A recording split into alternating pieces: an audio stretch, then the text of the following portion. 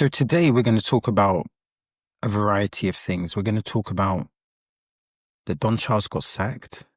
We're going to discuss that. What does it mean? And we're going to deal with that. Then we're going to discuss, is Moses ready for Usyk? Because I think that's a really important question that a lot of people are throwing around. Is his CV extensive enough? And is he ready for what would be considered the ultimate challenge? And then we will discuss Dillian White, and we'll just talk about briefly what happened in the fight, what is his legacy, and, acknowledge what he's done, because Dillian White has a very respectable resume and was a very good title challenger. He fought everyone, and he beat a lot of them too. So before we move forward, I just wanted to actually look at the top 10 heavyweights. I just wanted to look at the top 10 heavyweights and see where everyone is positioned and what interesting fights are available. So I just picked a random list. Obviously, this is excluding Usyk, because obviously Usyk will sit at the top. So assuming Usyk's at the top, because effectively he's beaten everyone. Behind that, you've got, now you would say Tyson Fury, but I don't know if he's retired or not. So you've got Tyson Fury, Daniel Dubois, Joseph Parker, Caballero, Anthony Joshua, Filip Hrgović, Moses Atama, Zhilei Zhang, Fabio Wardley, and then you've got a joint link with Martin Bakole, and I can't pronounce, it's Efe Ajagba. So there's some good quality fights available there. Clearly you've got people like Filip Hrgović who are rising after the victory over Adelaide. You got people like Fabio Wardley that are rising. Zhilei Zhang's retired, so we need to take him out of the equation, because I believe he's retired unless he's announced a comeback. What fights do I like here? I like that Ajit Caballero Joseph Parker fight. I think that's a good fight. That's a really good fight. I'm not sure who would win that, but both fighters, I think Joseph Parker edges the power. I think they're both really fast, but I think because Joseph Parker has put on weight and Caballero is smaller, I think he would have a greater punch output. But I think the interesting contest here would be the boxing IQ, the boxing intelligence, because Caballero, I think he excels Joseph Parker within punch creativity, but in terms of adapting to opponents, they both have shown the ability to excel in those situations. So I think that's a very interesting fight. Who wins out of Filip Hrgović and Anthony Joshua? That would be a good fight. I don't think that would be a good comeback fight for Anthony Joshua. I think he needs to build his confidence, get a few knockouts just to rebuild the confidence, and that would be a decent match. Oof, Fabio Wardley versus Filip Hrgović would be a good fight. That would be a good fight, because Fabio Wardley's got that great power, but then Filip Hrgović has shown that he could overcome adversity. He's shown he can take a great punch, and he's further developed his, when I say further developed his resume, he's further developed his technique in the sense of now he's developed a body attack, and now he's throwing punches with different angles. So he throws that left hook to the right temple, and he throws the right hand to the left temple. And this is a typical punch variant, or a typical punch sequence from Abel Sanchez. Also, even though Filip Hrgović cuts easily, Angel Sanchez showed in the Adelaide fight that he's a master when it comes to managing cuts. So that might not be as a significant factor as you think. But Fabio Wardley's punch power against Filip Hrgovic's chin, and Filip Hrgovic's jab, and Filip Hrgovic's boxing IQ, that's an interesting contest. I still think Martin Bakole has loads of potential. I love his punch variety, head, body, that left hook to the head, left hook to the body. I love that. And he also throws the left uppercut, right hook. And he can throw punches in bunches. And there was moments in the Efe Ajagba fight where he looked really good. The only problem is that those moments were not significant enough. There wasn't enough moments for him to make a significant enough impact to dominate the fight. And a lot of people thought he lost that fight. But I think if he gets into fighting shape, in the sense of he can maintain a good output of punches, then he would be difficult for anyone to manage. He really would. So Martin Bakole is on the fence. Oh, Martin Bakole versus Moses Atama. That would be an interesting fight. That would be an interesting fight. I guess the public are not really sold on Martin Bakole because of what happened against Joseph Parker, but there was the context of 24-hour notice. But I don't feel like the public take that into account. Anthony Joshua against any of those guys is interesting. Daniel Dubois. What about the Daniel Dubois-Filip Hrgovic rematch? That would be a good fight. Again, I think Daniel Dubois, if I was advising Daniel Dubois, I would advise for him to take 1 or 2 fights to increase his confidence with regards to his power and with regards to developing his new boxing IQ under his new boxing trainer.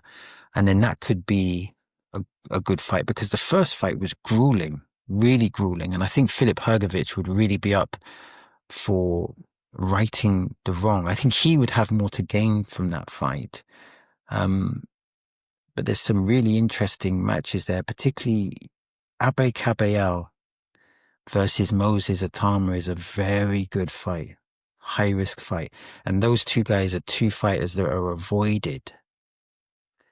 That's a difficult fight because Kabayel adapts to his opposition. So the question would be, would he be able to adapt to the meticulous punch precision and speed of Moses? Would he be able to do that?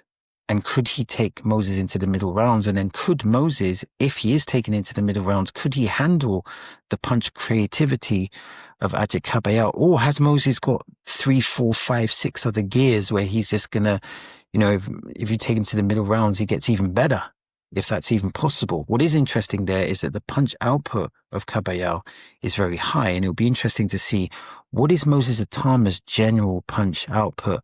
Both are strategic fighters. Considering that Kabayel is a strategic fighter, I would assume his trainer is also strategic in terms of they review the opposition tapes, they study the weaknesses, they study their strengths, and they react accordingly or develop a plan accordingly. So there's some really, really mouth-watering fights that could potentially happen. You put Tyson Fury against Abe Kabayel, that could, if he's not retired, that's an interesting fight. Can Kabayel get on the inside? I think that's a hard fight for Kabayel because only Usyk has really been able to break Tyson Fury's reach. He's the only one who's shown that level of IQ to be able to, break his reach and catch him with the counters later on in the fight. Could Kabayel make those adaptations? And that could give us an indication of whether he could be a great opposition to Usyk. Moses Atama versus Tyson Fury is also a mouth-watering affair and would really indicate how good is this Moses? How good is he? Is he the next best thing? So is Moses Atama ready for Usyk? Is Moses Atama ready for Usyk? Let's be honest. Moses Atama looked phenomenal against Dillian Whyte.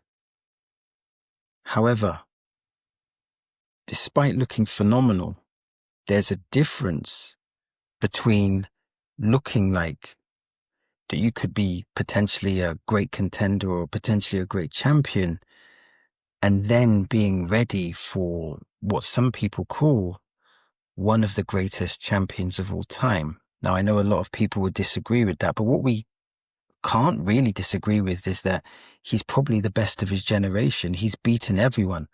Tyson Fury, a great fighter with a great resume. He beat him. He beat Daniel Dubois, who again was coming on a 3-fight streak and, had developed his resume, became a world champion. He beat him. He beat Anthony Joshua twice. He beat Tyson Fury and Anthony Joshua twice. He beat Derek Chisora, you know, he has an extensive CV, not only at the elite level when it came to the cruiserweight division, but he has an extensive CV when it comes to the heavyweight division. And he hasn't only just competed with these guys, he's beaten all of them. And that needs to be respected. But Moses Atama is looking phenomenal. I was impressed by a few things, by a lot of things, against Dillian Whyte. One of the things I was impressed by was the fact that Dillian Whyte made Moses Atama wait. I think they said it was for 6 minutes. And for an inexperienced fighter who's going to be, you know, headlining the main event, that could have played a significant factor. That was clearly an old pro's trick to try and rile up Moses Atama, to try and force him in making a mistake. But he was calm, and he came out in the first round and he just delivered a phenomenal performance. It was a 3-phased attack which set up the demise.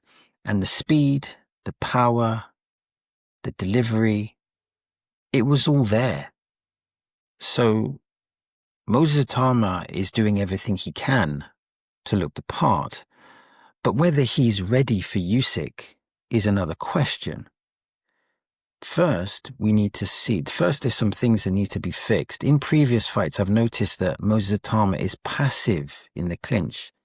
He is passive in the clinch. He will need to rectify that, because Usyk, being a great strategist, will exploit that. So he needs to develop a more positive habit within the clinch.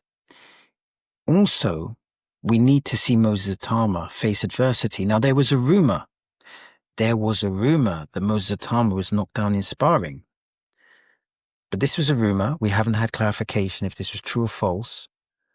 And even if it was true, and even if he did react to that adversity and beat up the sparring partner from then on, yes, that would be a moment of overcoming adversity, but we need to see him face adversity under the bright lights and overcome adversity over the bright lights. And all the great fighters have done that. When you think of Lennox Lewis, Evander Holyfield, Riddick Bowe, and then you go back, you got your Larry Holmes, you got Muhammad Ali, Rocky Marciano, all these George Foreman, all these fighters have overcome adversity. And we need to see someone give Moses Atama a puzzle that he struggles to solve. And we need to see how Moses Atama reacts to the different puzzles that different fighters can set. Now, in fairness, Moses Atama is just passing the tests with flying colors. And the Dillian Whyte fight, on paper, if you look at the resume of Dillian Whyte, this was supposed to be a test, and it was a test, and he passed that test. But for him to be eligible from the standpoint of saying, okay, this is the next guy to compete and beat Usyk, he needs to have a larger CV. And that would need to be against, I mean, ultimately, if you would think who would make, and when we talk about eligibility, we're not talking about in the rankings. I'm not sure where Moses is in the rankings. We're not talking about the official rankings. We're talking about unofficially. So who could he fight to make, because people are already really thinking that this could be a good fight, but what could make this fight even more, what could sell this fight even more, not only to the boxing public, but to the public in general? I think there's a few fights. I believe Tyson Fury, I don't know if he's retired or come back, but if he was to fight Tyson Fury and beat Tyson Fury, then that would be a massive qualifier. If he was to fight and beat Anthony Joshua, that would be another massive qualifier. But I believe that him and Anthony Joshua has the same trainer, so there's a conflict of interest, and it's very likely that that fight wouldn't happen. Of course, you have the Daniel Dubois fight would be a good fight, but considering that Daniel Dubois is just coming off a loss, it would probably be best for Daniel Dubois, who's now making a transition from one trainer to another, to take a fight to build up his confidence. But once he's built up that confidence, then a Daniel Dubois-Moses Atama fight could be another great name on the resume. It could be another great name on the CV. Also, if we're looking at actual qualifying situation for Mozatama, it would be good for him to fight a southpaw. Now, off the top of my head, I can't think of a southpaw that's at the elite level. I believe Zhilei Zhang was a southpaw, but he's of course retired, and of course is a totally different fighter to Usyk.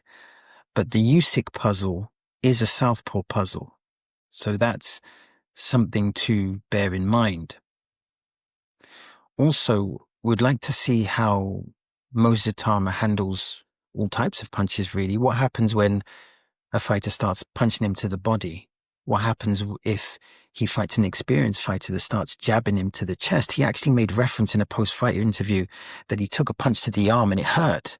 So what happens when you get someone who can take your punches, is jabbing you to the chest, is catching you with counter right hands, is nullifying your counter punches? What happens in that scenario? We need to find out. I remember Tyson Fury when Tyson Fury fought Oleksandr Usyk, he was able to land the short left hook and the right uppercut to the body.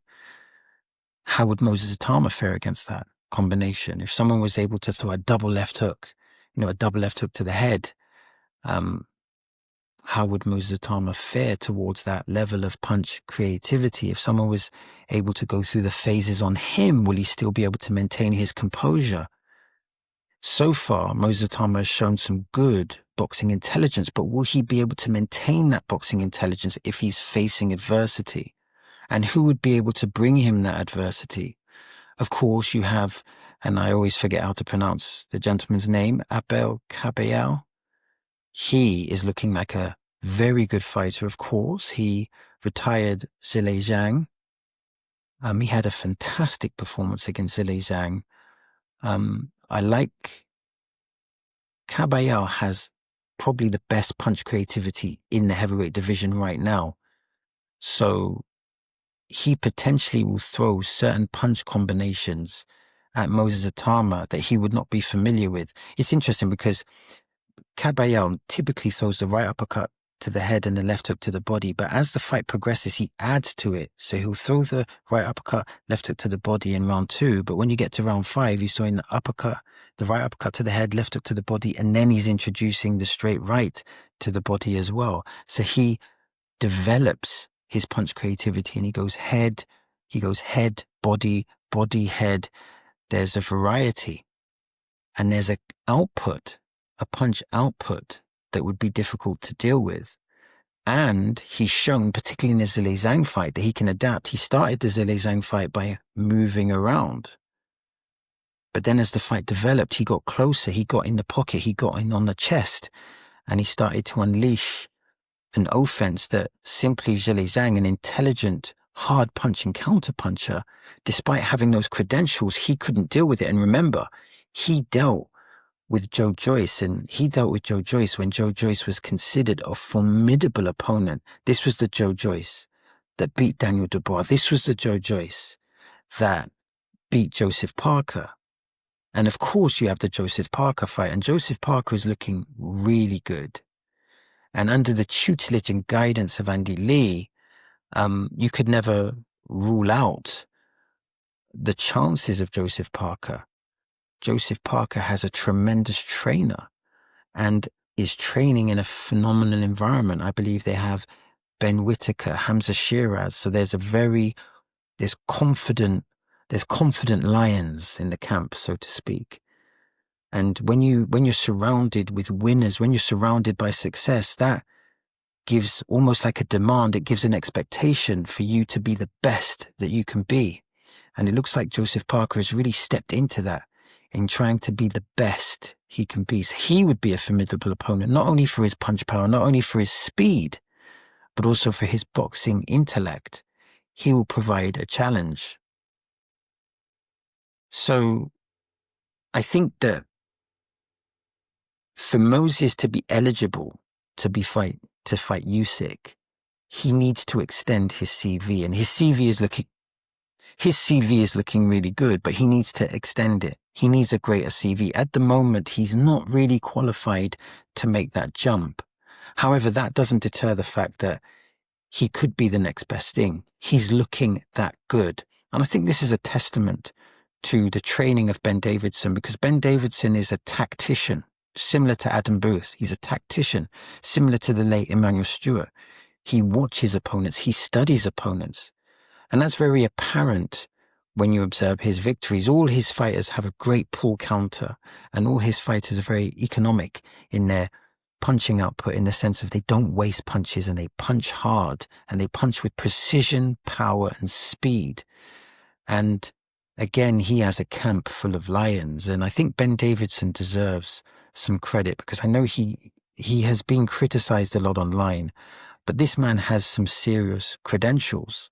And of course, he's guiding Moses Atama. He's guiding Moses Atama through the process. So it's almost like the answer is, it looks like he will be ready. It looks like Moses Atama will be ready for Usyk, but he's not ready yet. He just needs to build upon that CV. It's almost like, metaphorically speaking, fighting Usyk is going for that CEO position for the job. And it's like, okay, you're a good manager, but there's a few steps here. There's a senior manager, there's a regional manager. You're not quite ready for the top spot.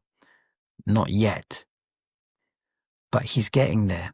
And another question as well will be the marketability of Moses Atama, because Moses Atama, similar to Usyk, Usyk is he's comedic, like he's funny, he's charismatic, but he doesn't trash talk opponents. And Moses Atama, he isn't a comedic person. That's no shade to him. He's a calm, composed individual. But Moses Atama doesn't do his talking outside the ring. He does his talking in the ring. So it's very important that his team markets him effectively and markets this fight, because if he does build that CV, then the potential and the magnitude of this fight will be truly incredible. So Don Charles, or should I say Daniel Dubois has left Don Charles. So Daniel Dubois has left Don Charles, and I think it's important to discuss what this means. And to me, the first thing I want to address is, what was Don Charles's contribution to Daniel Dubois? Because if you look at it, initially when Don Charles took on Daniel Dubois, I believe they had the loss to Usyk. But then he went on to have a 3-fight winning streak. And I want to talk about that 3-fight winning streak. So the initial fight that they had was against Gerald Miller. So the important question is, who was Gerald Miller? For who was Gerald Miller at the time?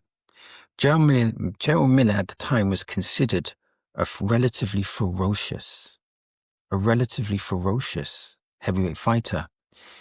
He was heavily feared, and he would have a high output of punches. He would stalk you, and he would generally weigh opponents down. Now, considering that a lot of people were questioning, they weren't questioning Daniel Dubois' punch resistance, but they were questioning his heart. Considering they were questioning this, it's really important to acknowledge that, number one, in taking that fight was a hell of a test. But in overcoming the adversity in rounds, I think it was rounds 4 and 5, and then dominating from then on, and then scoring, it wasn't a knockout, it was a stoppage. That was a phenomenal performance. And Daniel Dubois had to do something different. Generally speaking, Daniel Dubois stalks his opponents. Check the Joe Joyce fight, or the majority of his other fights. But in this fight, he had to do something different. He had to move around the ring, he had to punch at the target, and he had to throw a lot of punches. And we got to give credit. We really have to give credit to Don Charles, because Don Charles guided the situation. And remember, when a fighter inherits a trainer, they're not just inheriting the trainer's advice, they're not just inheriting their philosophy, they're also typically inheriting their camp. So the trainer will pick the sparring partners, they will generally have a huge input in terms of the strategy and how to beat the opposition. So, of course, you have to give Daniel Dubois the ultimate credit, because he's the one who stepped in the ring and implemented the plan. But you also have to give Don Charles credit for being the one in the corner, for being you can also, what do they say, the term, the brain behind the brawn, and I say that respectively. So that was a very good performance. And then we had the fight against Filip Hrgović. And again, Filip Hrgović was an interesting one because on one hand, he was seen as a good contender with lots of promise. But on the other hand, he had some terrible performances. Now, his performance against Zhilei Zhang was not a bad performance because Zhilei Zhang was a good fighter. And this was evidence, the reference point was the two Joe Joyce fights. He was a hard puncher, a good counter puncher with good boxing intelligence. However, he had a terrible performance against McLean. And that's not to take anything away from McLean because he performed really well. But Filip Hrgović performed really badly. And then there was another narrative. And that narrative was that these two had sparred together and that Filip Hrgović had got the better of the sparring. So he was going up against a confident fighter anyway, a very confident fighter, but also a fighter that was more confident in beating him because they had this history of sparring. And again, Don Charles was the person in the corner that guided Daniel Dubois to a victory. And let's remind ourselves that in that fight, in the beginning phases of that fight, Filip Hrgović took an enormous amount of punches. Filip Hrgović delivered an enormous amount of punches and Daniel Dubois took an enormous amount of right hands. I mean, the way he was just taking the right hands after right hands after right hands was, it was concerning. And you might question the defensive techniques. But as the fight progressed or as the fight evolved, Daniel Dubois started showing some punch creativity. He was putting the head on the chest, throwing to the body, doing things that he'd typically not done before under other previous trainers. And he was roughing Filip Hrgović up. And then he got the stoppage. He stopped Filip Hrgović. So he was the first man to beat him and the first man to stop him. And again, it was a phenomenal performance. And those two performances gave him immense confidence. Of course they would have. And then he went up against Anthony Joshua. And Anthony Joshua again was the favorite, rightfully so, former two-time heavyweight champion. A lot of people are very disrespectful about Anthony Joshua, but he's accomplished a lot in a variety of ways, whether you talk about his publicity or what he's done in the ring, his boxing credentials, his credentials as a person. Anthony Joshua has made an amazing transition, and that should be saluted. It should be respected.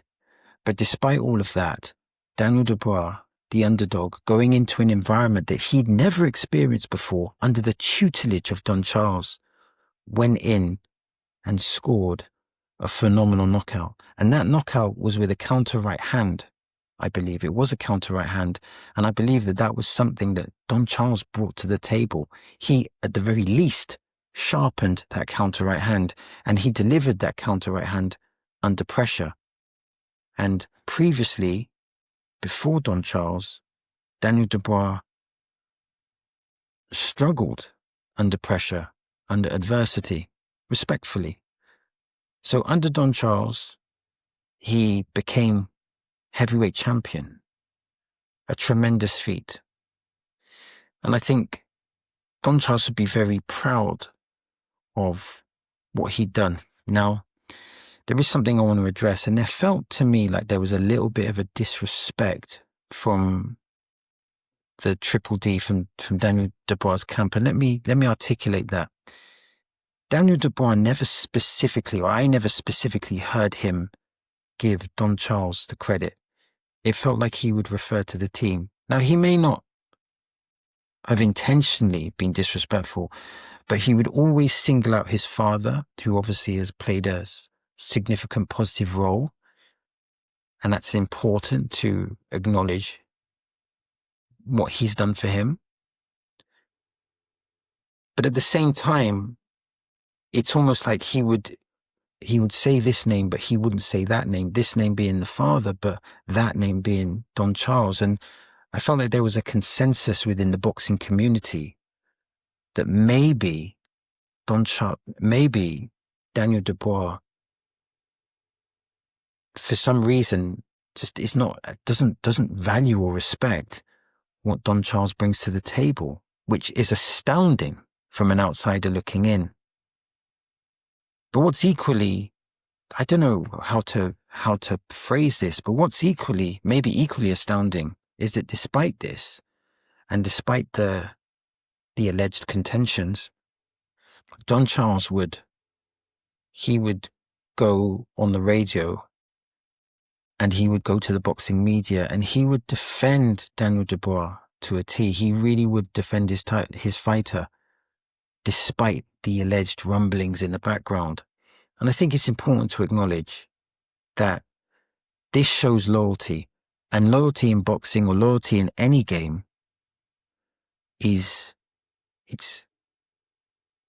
I think it's essential. And I think it's something that is perhaps lacking with a lot of people.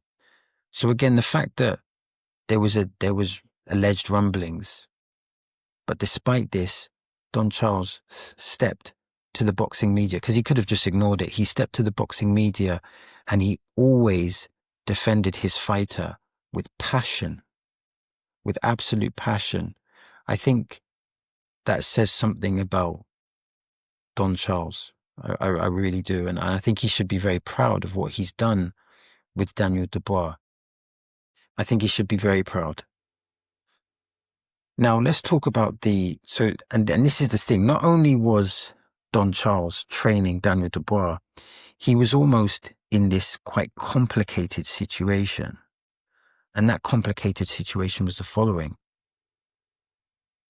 He was effectively taking a fighter that may have had some confidence issues and rebuilding a fighter, which in itself is a very difficult task.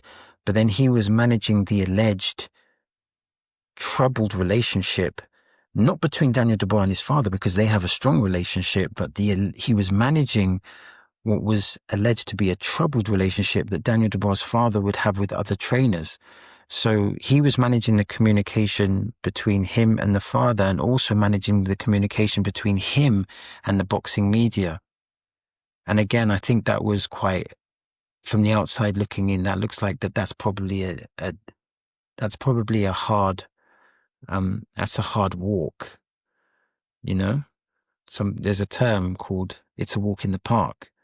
But in this park, there's snakes, there's poisonous spiders, there's lions, etc. I guess you get the point. And again, I think it's a credit to Don Charles that he was able to manage that relationship. And I also think that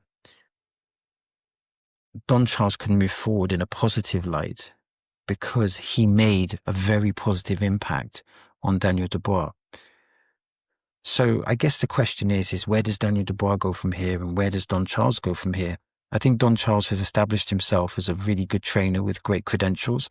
So I think a lot of people would want to work with him, not only for his boxing knowledge and input and philosophies, but also for his loyalty.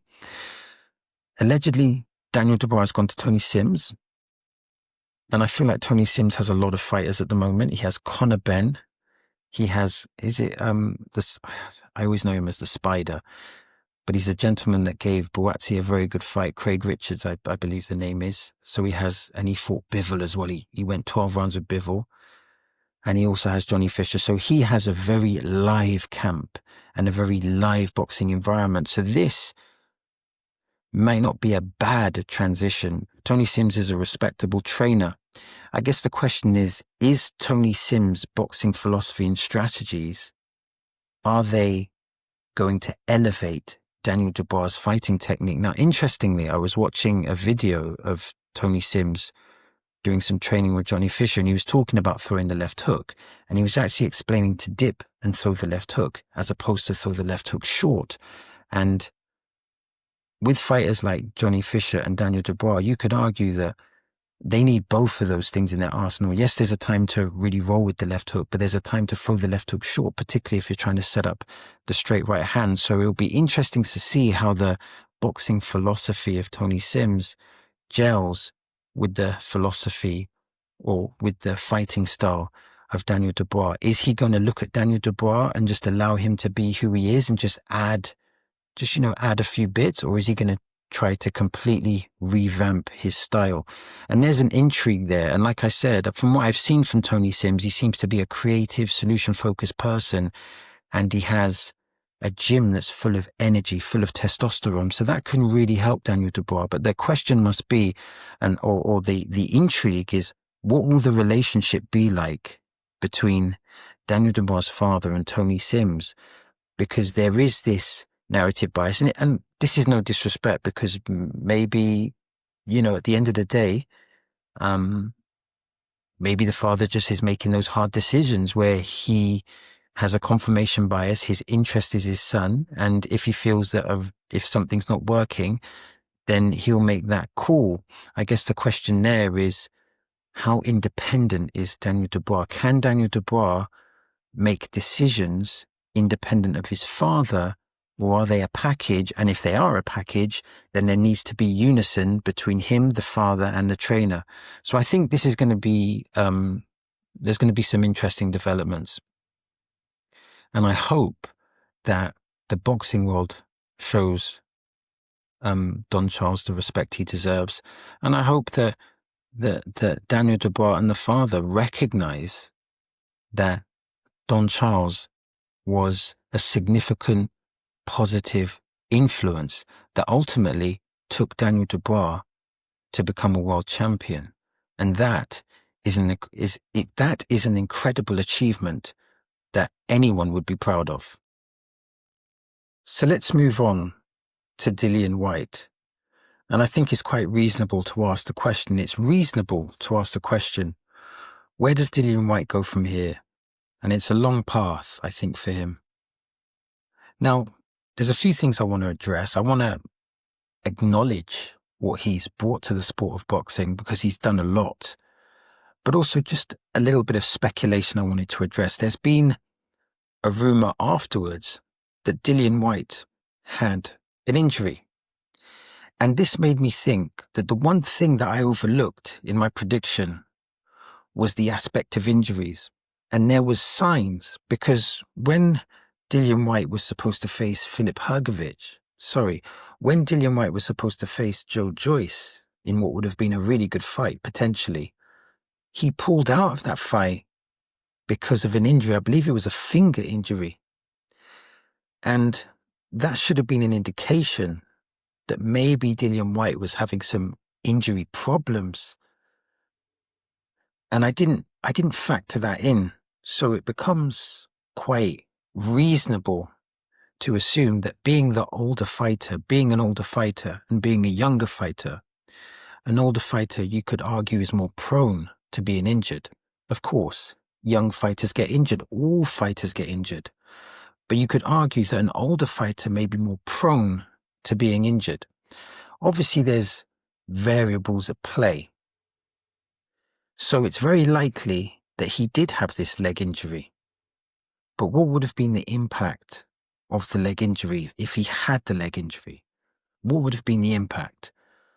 Well, in the sport of boxing, footwork is essential. And particularly in this fight, I felt like Dillian Whyte needed to use movement. So, of course, if he had a leg injury, that could have played a significant role.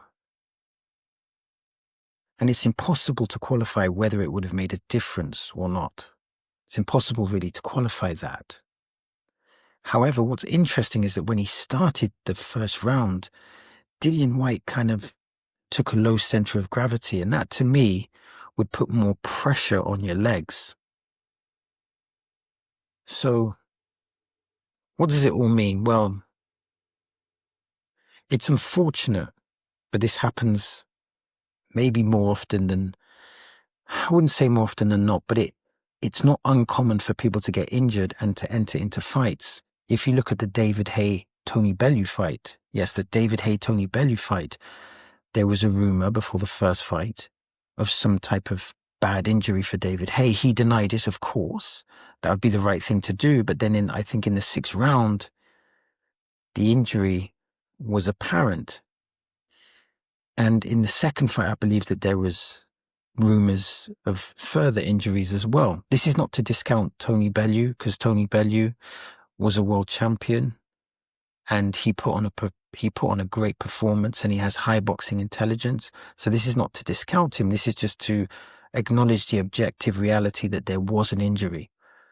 So injuries are common. Evander Holyfield, he had many injuries, particularly with his left shoulder. And many fighters will tell you that they get injuries. It's part and parcel of being a boxer. And it's not just part of boxing, it's part of everything. But still, unfortunately for Dillian Whyte, this was, obviously it wouldn't be the way that he would have wanted to go out. So I wouldn't, in terms of does he retire, maybe he would want some type of farewell fight to be remembered by. But what I want to say is that just because he had this loss, let's not forget his resume. Let's not forget his CV.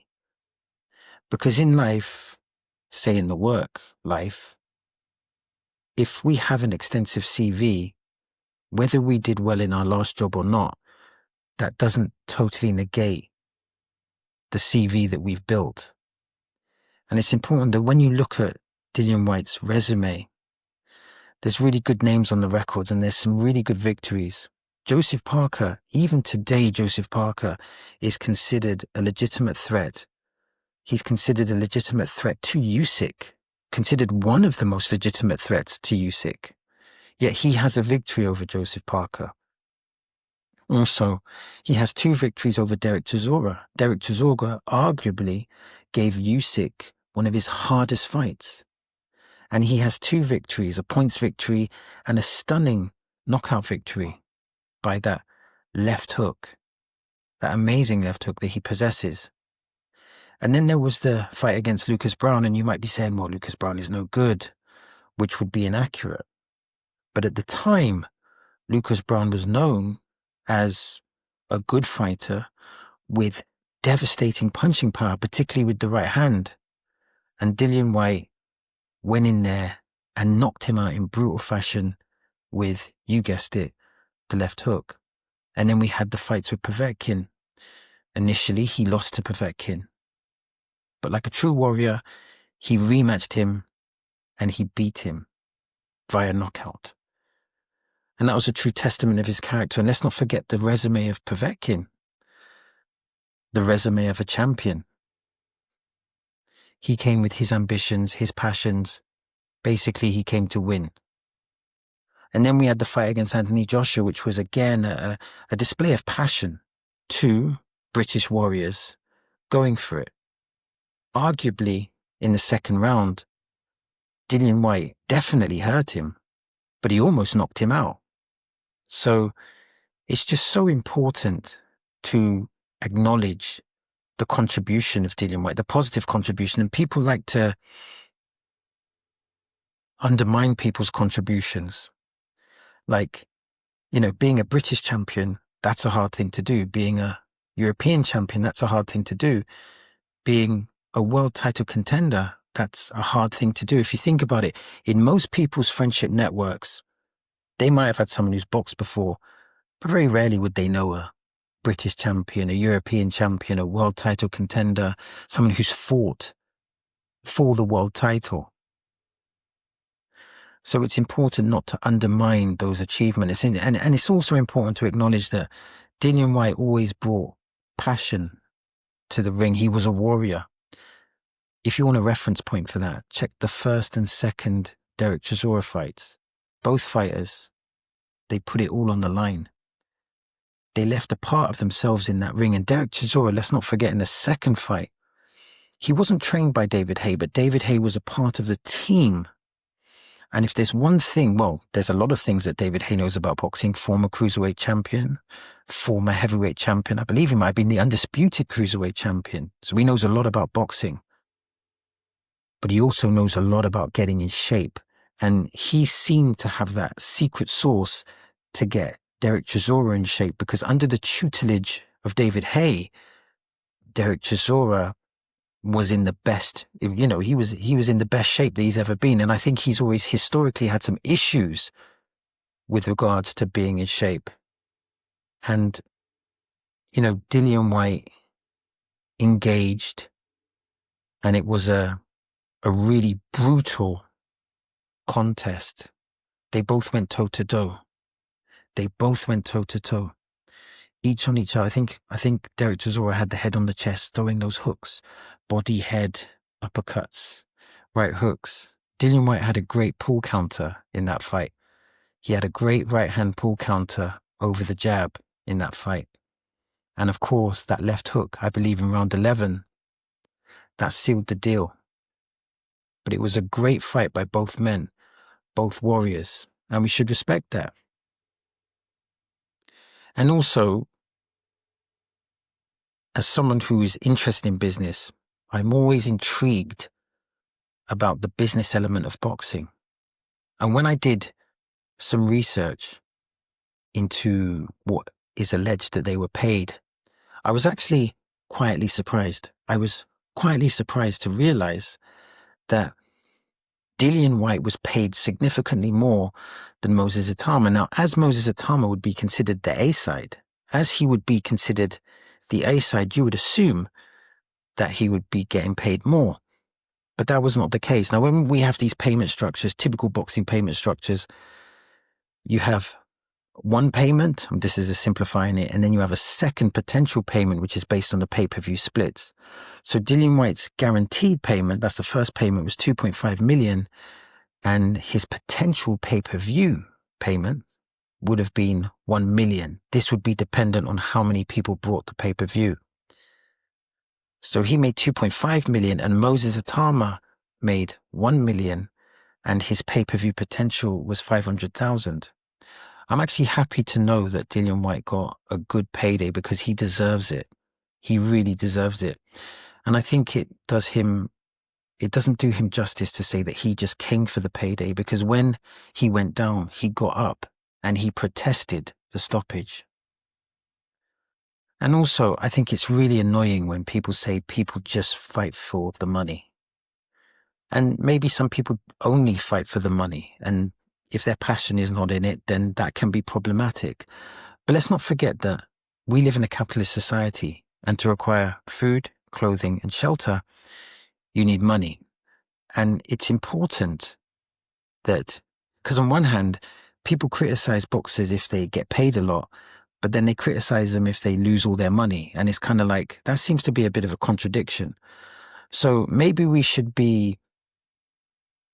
give credit when boxers are business savvy. And I'm not sure specifically who was Dillian Whyte's manager, but he or she negotiated a good package.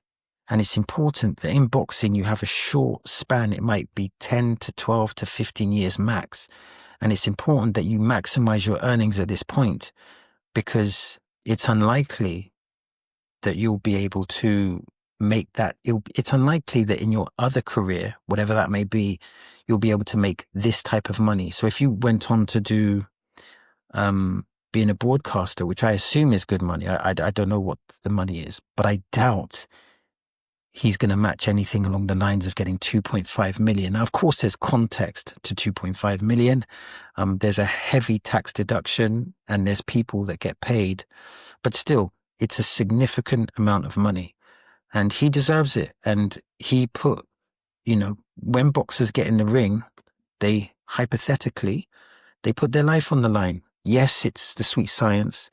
Yes, it's a technical sport, but there is an element of brutality and there is a health and safety risk. So it's always good to know when boxers are being business savvy. But I think I just want to end it on the note, or end this part by stating that I think we should acknowledge Dillian Whyte as a world title contender, and also acknowledge that he had some major nights and he put it on the line, and he was a fierce, fierce, fierce competitor. So before we finish, I just had to talk about Joshua Buatsi, because I've just been made aware that Joshua Buatsi is going to be fighting Zach Parker. At this point of time, I don't have too much knowledge about Zach Parker, But I just want to briefly talk about Joshua Buatsi, and I'll elaborate more on this match as it gets closer. So I think with Joshua Buatsi, there's a few things to establish. Why did he lose to Callum Smith? That was his last fight. What he did well. How do you beat Joshua Buatsi? And what improvements can he make? So let's answer some of that. So why did he lose to Callum Smith?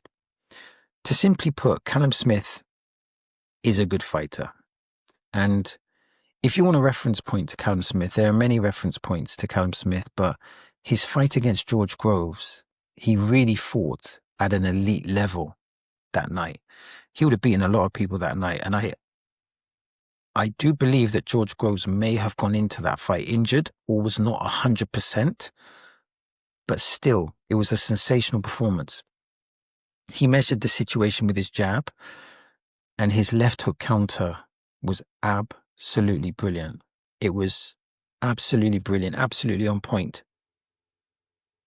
So he lost to a fighter of high pedigree. Also, Callum Smith was setting loads of traps. He had loads of punch creativity that night, and he was just going through the gears. And I think in making that fight, even though they would have known that potentially it could have been a difficult fight, one of the assertions you could have made from Callum Smith's last fight against Bivol was that he's lost his punch resistance. And that simply wasn't true in their fight. So he just seemed to go to another level in that fight. Interestingly, he was trained by Buddy McGirt, and he did a lot of tricks in that fight. And I think that fight was a good reference point to indicate how good a trainer Buddy McGirt can be. So what did he do well? What did Joshua Buatsi do well? Because even though he lost, he did do some things well. I believe he doubled up his left hook a lot in that fight, and he had some good body and head shots. So I think he used the left hook well. At times, he would be explosive. Now, this is something that Evander Holyfield used to do in the prime of his career, where, say, for example, when he fought George Foreman in round 7, he just literally burst into action and just unleashed like 23 punches. Joshua Buatsi also does this. He might go into a lull. He lulls you into a false sense of security, and then he'll just jump into action. And this is like an old pro's trick. And he has Virgil Hunter as his trainer. And Virgil Hunter is a very experienced, high-caliber trainer, trained Andrew Ward throughout his whole career. I think that speaks for itself. I think that in itself speaks volumes. So he was explosive, and he showed great commitment as well, because there were times when the thing is with Callum Smith, not only does he hit you with the left hook to the body, it's the way he sets it up. So he would do a short left hook to the head and then whip in hard that left hook to the body. And, and he alternates it as well, because he might double up the left and then do the left and then whip it back to the body. So it's hard to calculate when he's going to punch you to the body because of his punch creativity, or what some might say his difference in punch variations. So because of this, it was hard to read Callum Smith's rhythm, and he was setting up different traps as well. But he had to show commitment, because he got hit with a lot of left hooks to the body, and he got hit with some hefty right hands, I believe, as well, to the head. So he showed commitment to stay in there, because that fight, I think, told us a lot about Joshua Buatsi as a fighter. He's a fighter. He's courageous. When he's when he gets into a war, he's not going to give up. He's going to stay there. And that's what he did. And he kept composed. I like his composure. And I noticed when he fought Craig Richards and in his other fights, one of the significant factors that I liked about Joshua Buatsi is that he always stayed composed. He waited for his opportunity, and then he would seize the moment. And he did that in that fight against Callum Smith. So in a sense, it wasn't that Joshua Buatsi was bad in that fight. It was that Callum Smith was very, very good. So how do you beat Joshua Buatsi?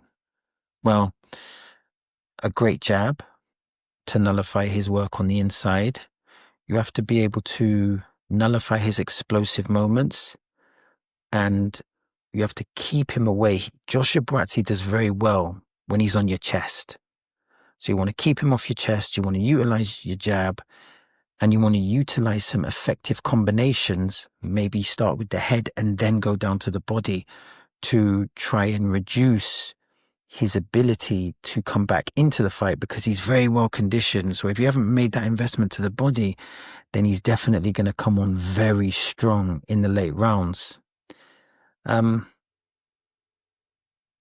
Joshua Buatsi is a very good fighter. I think there's not many weaknesses there. It's just that Cam Smith is a former champion and he had a very good night. So with that being said, I guess the next question is, what improvements can Buatsi make? I feel like he needs to develop some counters with that left hook to the body. He really needs to work on how to deal with fighters that can have that variation. That's a really tough thing to do, but it's really essential. He has that explosiveness, so he needs to maintain that, maintain setting those traps. I think I would like to see more consistency in his jab. And I'd like to see that jab not just to the head, but also to the body. And, you know, just working more on the feints and setting up the feints for the left hooks or for the overhand rights, which is kind of what he does. But you just want to see more proficiency, I think, with the jab, and maybe more jabs to the chest as well. I think that could be an effective weapon for Joshua Buatsi. I like it when he gets on the inside, he steps to the right to create that angle for the left hook. I think he needs to do that. I think he needs to maintain that. I think Joshua Buatsi has good punch creativity, so it's about maintaining that. Also add to it, but he already has a great palette of different ranges of punches. But I think it's, when a fighter loses, it's important. He lost that fight, but he came into that fight very confident and very committed. And sometimes it's not just about improving it's not just about improving a performance. It's about coming into a fight with the same level of commitment that you had before. Because it's quite easy to just go on like a downward spiral. So hopefully his team can keep him motivated, can keep him, because I think with Joshua Buatsi, it's more going to be a mental battle. It's about sustaining a certain level and then accelerating and, you know, getting his confidence back, because, and to be honest, he has a lot to be confident. You know, he fought a former world champion who had a great night and he had a competitive fight. Another thing that Joshua Buatsi could work on, and this is something that Don Turner, one of Evander Holyfield's teachers, or one of his trainers, taught, is a concept called the drill. And what the drill is, what you do, you begin the round fast. So you might start the round with a flurry. Let's say you start the round with like 10 punches. And then you end the round in the last half minute, typically with a flurry of punches. And what that does psychologically, that gives the impression that you may have done more than you actually did, because the first interaction and the last interaction in the round is the first and last thing that a judge sees. So maybe the implementation of the drill might be a good strategic approach for Buatsi. But definitely more jabs. He needs to work on that jab. And he has a good jab, but he can just work on the output of the jab. I'm actually interested to see what happens with Joshua Buatsi. And I think the Anthony Yarde fight, if that ever comes off, that would be a brilliant fight. I think those styles could clash really well. And assuming that they both keep winning, that fight could have, it could be a nice payday for both of them, which would be good because you feel that's a type of fight that they're both going to leave a lot in the ring. And it's important to realize that Anthony Yarde has a good pedigree. He's fought Sergey Kovalev when he was a champion, and he fought Bivol, and he was competitive against Bivol. So it will be very fascinating to see how Joshua Buatsi performs in this fight and how his career moves forward. Okay, so we spoke about quite a few things today. We spoke about, obviously, Don Charles getting sacked. And I sincerely hope that Don Charles is able to get with some high-level fighters, because I think he showed loyalty. But not only did he show loyalty, as stated previously, he objectively, he produced great results. He helped guide Daniel Dubois to 3 great performances, and one of those performances was being a world champion, and that was at Wembley. I think it was, it was a huge event, and I really hope that he can bounce back. Hopefully, see him again in the media, in the media circles, and it must be difficult. It must be a difficult pill to swallow when you've invested all that time and effort to then suffer a setback and then suffer the ultimate consequence, which is to be let go. And also, I hope Daniel Dubois, deep down, I hope that he's able to acknowledge the value that Don Charles brought. Often in business or in any theme of life, a lot of things are about exchange of value. How much value does someone bring to the table? And Don Charles really brought a lot of value to the table. And hopefully deep down, he'll acknowledge that and verbally express it as well, because I think that's important. It's hard to deal with the emotions of feeling devalued, especially when you've brought value to the table. Also, we've spoken about, is Moses ready for Usyk? And as I've stated, I feel like he needs to extend the CV. The CV is impressive, but he's not yet ready for the CEO role. But is on the verge the right term? Well, he provided his last 3 fights have been emphatic displays. And what I like about him is that it's not that he doesn't talk much. So it's the boxing that's doing the talking, as opposed to him doing the talking. He doesn't have to throw chairs or throw tables to market fights. He just fights. He's just that good. His talent is that good. And that's not a shade on any fighter that does things to market fights, because remember, boxing is entertainment, and it is about marketing. It is about the storylines. The more a fighter is marketed, how should I put it? If a fighter is marketed in an effective way, the more interest the public will have in whether that fighter will win or lose, and the more interest they will have, and the more likely they'll be more likely to pay for the pay-per-view or attend the events.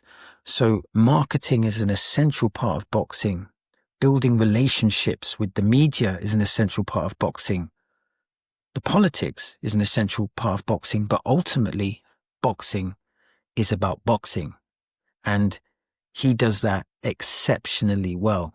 So he hasn't quite got the CV, but in fairness, no one could have the CV with the few fights that he has. But the CV is developing, and I'm excited. I haven't been this excited about a fighter in a long time. So I'm curious, and I hope the next couple of fights is going to be some top 10 opponents, because that will reveal because we know he's got the talent, we know he's got the punch variety, we know he's got the boxing intelligence, we know he's got the speed, we know he's got amazing accuracy. But what we don't know, and maybe he doesn't know, has he got what in boxing they call the heart? What is his punch resilience like? How does he take it to the body? How does he take it on the chin? And how does he react to adversity? And that's something that he needs to know before he's qualified to go up against Usyk. And then, of course, we spoke about Dillian Whyte, and we've acknowledged his contribution. I really don't like the way that people have been talking badly about Dillian Whyte. I think it's important to acknowledge, the blood, sweat, and tears that he's brought to the ring. And acknowledge the good business as well, because he was paid well for that fight, and so he should. because he spoke in the ring, but he also did a lot of marketing. He was very involved in the boxing media, particularly with I Film London. He was very much involved in building his profile, as well as learning his craft, and as well as, bearing his soul in the ring. He deserves that payday. And finally, we mentioned Buatsi, and we've just spoken about just a little bit about his previous opponent, what he may need to do to move forward. And we're going to get deeper into the Buatsi context in the next couple of videos. So with that being said, I hope you've enjoyed this. And if you do want to support, then there's various ways you can do that. Just, press the like button. It's a free. Share. That's always good. Leave a comment. Thanks to anyone who's left a positive comment. I particularly like it when not only do people leave comments, but they leave insights. They give an insight. They let you know how they see it. And there's been some interesting boxing insights that I've enjoyed reading. And also I appreciate some comments have been very optimistic as well. And I appreciate that gesture. So if you want to support, like, share, subscribe, and comment.